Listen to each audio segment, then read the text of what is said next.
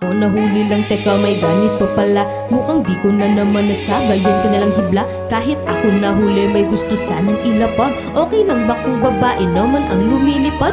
Oo, dito ako bago, palapag ng alpabeto. Kung susuriin nyo may sarili akong estilo. Bumabanat ng pikit ng list ko medyo masikip. Kung ikaw ay nabababawan o lagyan mo ng takip. Bakit hindi nyo ba makita pag babae lumapag? Kala nyo ba ang buhay namin ay laging nasa lapag? Pag nalamang maluwag, biglang ipinapagpag. Minsan nga sinasabihan pa na ikay laspag. Sa paningin nila kapag nagamit kalibag ka na. Pag umiyak ko nasaktan bansag sa'yo, duwag pala. Kahit na punit-punit sabihin man na masakit. Tuwang inukit ay dikit-dikit na lagi na bitbit. Sa mata ng iba o siya ay katawa-tawa. Hoy, pased na ako, nasa GC na pala. Buhay niya ay binaon at milyon nang nakatanaw. Nakaabot ito mula Luzon hanggang Mindanao. Daming nakisaw-saw, ultimo ang langaw. Nagkomento pa ng kanyang panlalaw na masabaw. Ba't ka raw nagpagalaw? Bumi parang kalabaw. Iba't ibang komento ang talagang namamakyaw. Ang babaeng bulang laban ay pinagkaisa. Handa-handahan siyang pinabalot ng kanyang kahihiyan.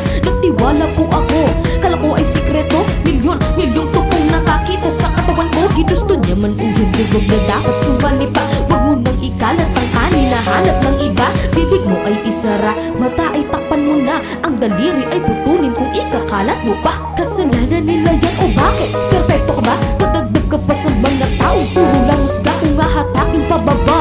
Yayaman ka ba? Makikisali ka? Aasenso ka ba? Huwag mong gawin ng utak mo pugad ng ipis. People of the world, let us stop the crisis. Sarili palawakin, you were better than this. You have your own power para case na dismiss. People of the world, let us stop the crisis. Sarili ay palawakin, you were better than this.